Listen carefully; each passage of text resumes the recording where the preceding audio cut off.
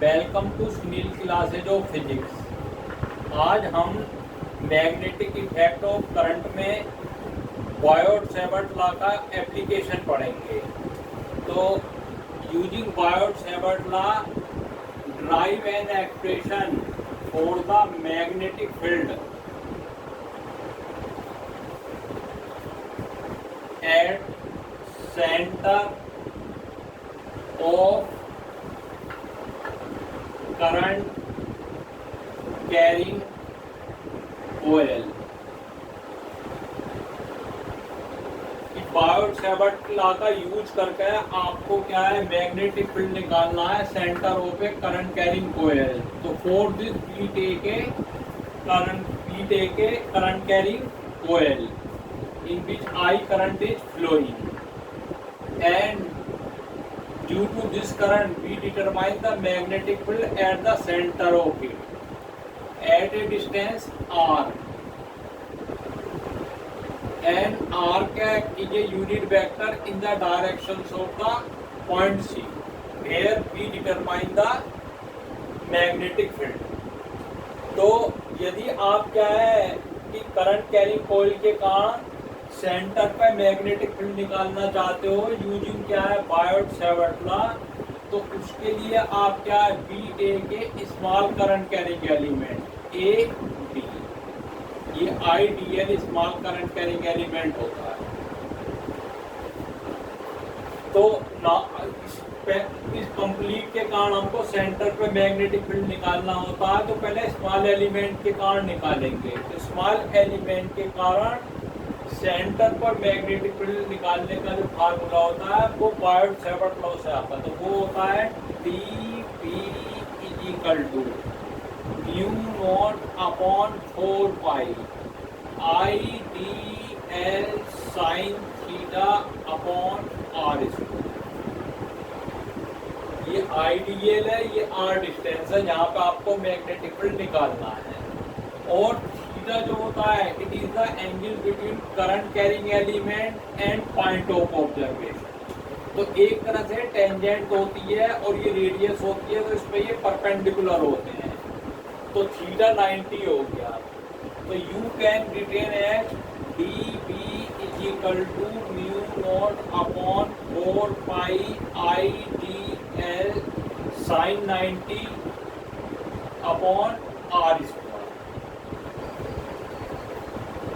तो ये जो मैग्नेटिक फील्ड है ये स्मॉल करंट कैरिंग एलिमेंट के कारण सेंटर पे आ गया, और अब आप इसको कंप्लीट के कारण निकालना चाहते हो तो B take integration on both side.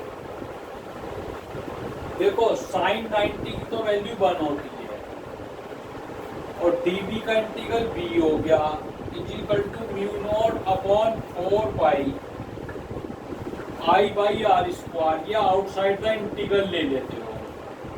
देखो आउटसाइड द इंटीग्रल क्यों लेते हैं चीजें, आउटसाइड द इंटीग्रल आप वो चीजें लेते हैं जो कांस्टेंट रहती हैं। इसमें आई क्या है, कांस्टेंट है, और आर जो रेडियस है ये कांस्टेंट है। तो फिर क्या हो गया, ये इंटीग्रेशन डीएल बच गया। और डीएल क्या है, ये स्मॉल लेंथ है, और इसका इंटीग्रल कर दोगे तो ये फुल लेंथ हो जाएगी। फुल लेंथ का मतलब सरकमफ्रेंस हो जाएगी ये। तो ये हो जाती है mu naught upon 4 pi into I upon R square, और इंटीग्रेशन डीएल का मतलब ये this is mean circumference that is 2 pi R. DL का इंटीग्रल एक तरह से लेंथ होता है, लेंथ का मतलब ये पूरी कंप्लीट, और ये सर्किल की सरकमफ्रेंस होती है, और ये होती है 2 पाई आर।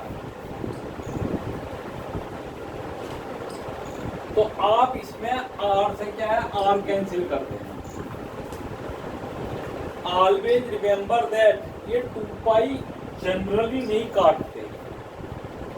क्यों, देखो इससे एक्सप्रेशन आ जाती है सेंटर पे B is equal to mu naught upon 4 pi into क्या है 2 पाई आई बाई आर।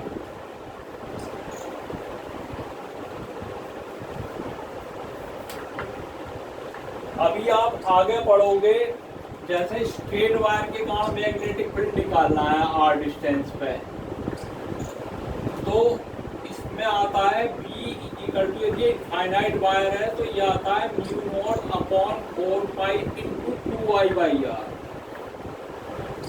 तो इसमें जो सेंटर पे मैग्नेटिक फील्ड निकालते हैं r डिस्टेंस पे, और स्ट्रेट वायर के कारण r डिस्टेंस पे मैग्नेटिक फील्ड निकालते हैं, तो इसमें जो है ना म्यू नॉट अपॉन 4 पाई रखना दोनों में, पर डिफरेंस किसके रेस्पेक्ट में है, सर्किल में क्या जाता है पाई, और इसमें पाई नहीं आता।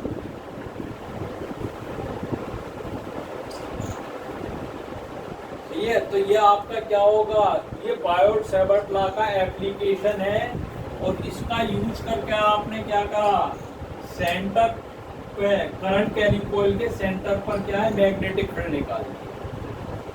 सही है, तो ये आपका मैग्नेटिक फील्ड हो गया। इस एक्सप्रेशन को याद रखना, ये चीज कांस्टेंट होती है। तो B equal to mu naught upon 4 pi 2 pi I/r, और इसमें म्यू नॉट जो होती है ये परमिबिलिटी ऑफ वैक्यूम होती है वैसे, और म्यू नॉट की वैल्यू होती है 4 पाई इंटू 10⁻⁻⁷। और यदि आप म्यू नॉट अपॉन 4 पाई की वैल्यू रखना चाहते हो तो 4 पाई कैंसिल हो गया, तो इसकी वैल्यू 10⁻⁷